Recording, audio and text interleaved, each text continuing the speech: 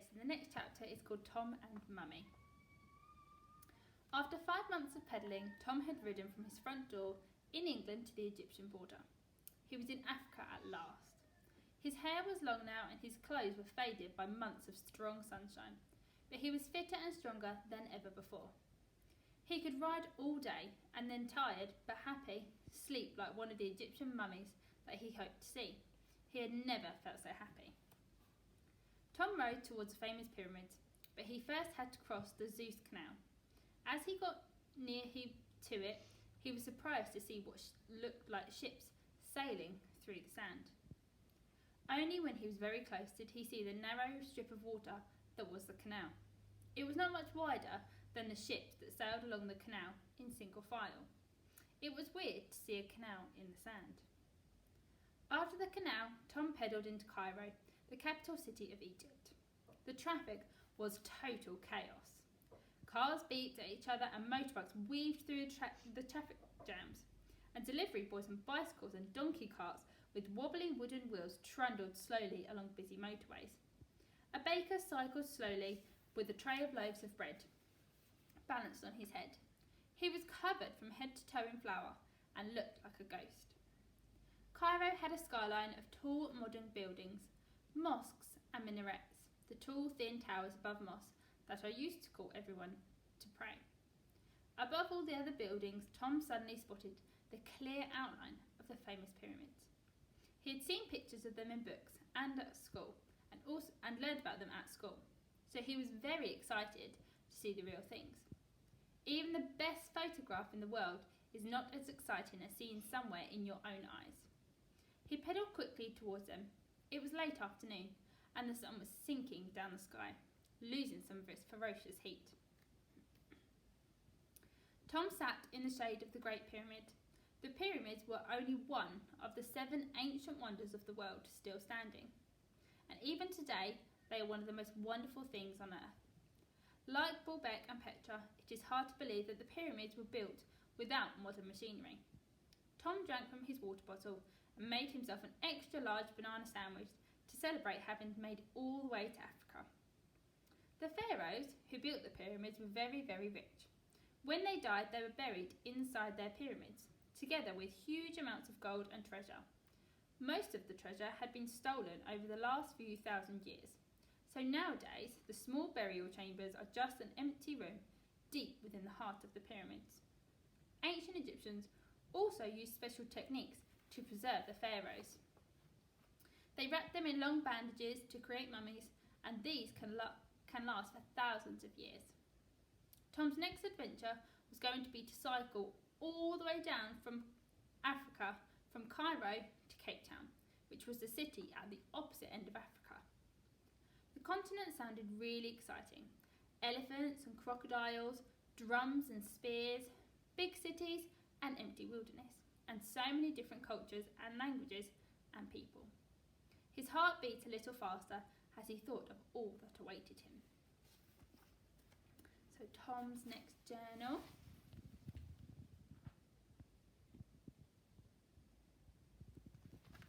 So man-made wonders of the world. I have seen so many wonderful sights already, but recently I saw 2 man-made things that have really impressed me. Number 1 is the 100-mile Suez Canal, which links the Mediterranean Sea to the Red Sea. It saves many thousands of miles for ships travelling from Europe to Asia and back. Before it was finished, in 1869, trade ships from Europe would have to sail all the way to the bottom of Africa and back up to the other side to reach Asia. This was a huge detour and took several months. I bet the people on the ships were relieved when they didn't have to go around the entire continent anymore. The second thing is probably my favourite, the pyramids. There are 138 pyramids in Egypt, but the most famous are the pyramids of Giza. They were built as tombs for the pharaohs. Egyptians mummified the pharaohs' bodies when they died because they believed that if the body was preserved, then they'd live forever. Pharaohs were buried with a massive amounts of treasure, clothes, food, furniture and other items they would need in the afterlife. If I had a pyramid tomb and got mummified, I'd choose to be buried in my computer games so I could play them all the time. The Great Pyramid, made with 2 million bricks, was built for King Khufu. It is 140 metres high. It was the tallest building on Earth for 5,000 years, until the Eiffel Tower was built. Now that I have seen both, I think the Great Pyramid is cooler than the other. There weren't any machines back then to help them move and stack the bricks. They weighed a massive 2 tons each. Okay, and come back tomorrow for the next chapter.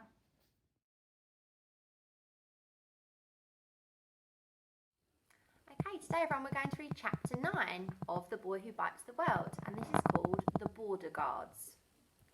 Tom cycled through Egypt alongside the River Nile, the longest river on the planet. He was surprised by how narrow it was. He watched farmers ploughing their small fields. Their large wooden ploughs were pulled by oxen with big curved horns. The fields are very good for growing crops, as the river floods every year, adding a layer of nutritious mud to all the fields. The Nile is more than 4,000 miles long, 4 times longer than the length of Great Britain.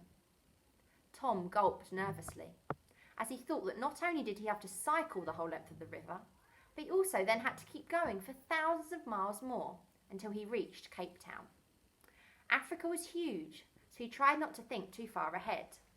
His mind was busy enough planning the first big challenge of Africa, crossing the desert in Sudan. Tom had never been to a desert before. He'd only been to a beach. He could not imagine trying to cycle along a beach, never mind crossing a whole desert on his bike. The thought of all that sand did little for his appetite. Everyone in Egypt told Tom he was mad to even think of crossing a desert on a bike. "It is too hot," said the man at the fruit stall in the market, handing him an extra banana to wish him luck. "It is too far for you. You are too skinny to survive," cried a large man who filled up Tom's water bottles for him. "It is too sandy. You'll have to push the bike," warned a boy at a village mosque where Tom had been given permission to put his little green tent and camp for the night. Nobody thought that he could do it. But Tom remembered everyone at home telling him that even getting to Africa on a bike was impossible. And yet here he was, still going strong. The only way he could find out if he could get across the desert was by trying it. He knew that he might not succeed and might have to give up, but it was better to try his best and fail than not even have a go. Tom prepared carefully. He wrote in his journal a list of everything that he needed to do if he was to survive the dangerous desert crossing. He was as well prepared as he could be. Now he just needed to trust himself and go for it. Tom knew that it would be hot, hard, scary and lonely, but he thought of how happy he would feel if he managed to succeed at something that everyone had told him would be too difficult. It was worth having a go. After a few more weeks cycling down Egypt, Tom saw a barrier across the road. The weather had grown hotter and hotter every day he rode south. The tarmac road was shimmering in the heat. There were no plants or trees. The air was hot and still. He had reached the border crossing into Sudan. On the Egyptian side of the barrier, a police officer asked to check Tom's passport. He was amazed at all the stamps that were in the passport already. "You have been to 16 countries on this bicycle?" he asked, disbelief written across his face. "Yep," smiled Tom, "but I still have many more to cross if I am going to make it round the whole world on my bicycle." "You are riding round the world? You are crazy, my young friend," answered the Egyptian police officer, whose name was Sergeant Sharif. Sergeant Sharif was very short, almost as wide as he was tall. His face turned serious as he said, "You must not go into Sudan. It is a desert. It is much too dangerous." He beckoned Tom close and whispered in his ear, "And in Sudan, they are all robbers.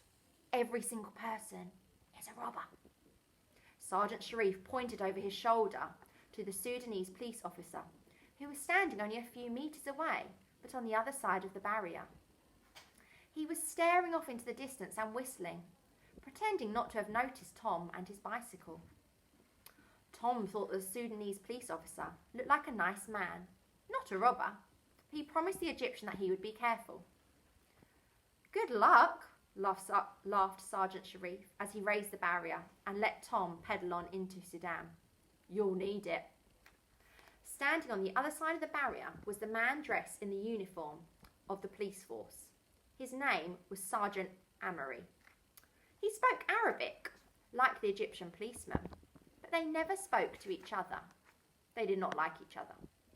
As Tom rode round the world, he often found that people did not like the people in the country next to theirs, even though they didn't know anything about them. This seemed so silly.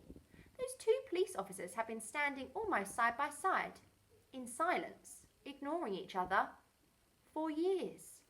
If they had chatted, they would probably have become friends, and their boring days standing on duty would have been much more fun.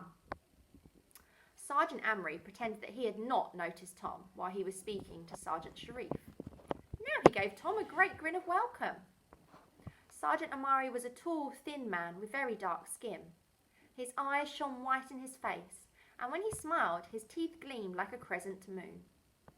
Sergeant Amory seemed to be a very happy man. Welcome to Sudan, he said. Sudan is the most beautiful country in the world. You are very welcome here. The police officer stamped page 17 of Tom's passport with the visa stamp. It was big and colourful and decorated with swirls of Arabic writing. He checked that Tom was carrying enough water. My friend, be careful in our desert. It is a difficult place. You must ration your water carefully. Tom promised that he was carrying plenty of water, but in truth, he was quite nervous. Everyone he had met recently had warned him about the desert, but Sergeant Amory continued with words that quickly cheered him up. Our desert, called the Nubian Desert, is very beautiful. If you are brave and well prepared, then you will enjoy an experience you have never imagined before. You will see stars as bright as diamonds, sunsets that blaze across all the heavens. Nobody in your country will have seen what you will see by the time you reach the other side. Then he beckoned Tom close, pointed over his shoulder to Sergeant Sharif on the other side of the barrier, and whispered in Tom's ear, Those Egyptian people, they are all robbers. You are lucky to have escaped that country. Tom explained how much he had enjoyed riding through Egypt, and that the Egyptian police officer was actually very friendly. The sergeant looked surprised. Young Tom, is this true? He asked. Completely true, answered Tom. Perhaps a little untruthfully, he added, and you told me how much he loves Sudan. Well, in that case, I should talk to this Egyptian policeman. Don't you think? Said Sergeant Amory. Definitely, said Tom. And he waved goodbye and pedalled down the road. Behind him, he heard the Sergeant Amory turn to Sergeant Sharif and say nervously, Excuse me, Sergeant Sharif. We have been standing next to each other for many years without ever once speaking. I thought that perhaps you might like to come over to my side of the barrier and join me for a cup of tea. I have many questions I would like to ask you about Egypt. And before Tom had gone very far, he heard the sound of loud laughter behind him. It seemed as though the two police officers had become friends already. Tom smiled and rode into the desert. Okay, and the journal today is all about surviving in the desert. Okay, we're still going. It's a long chapter, this one.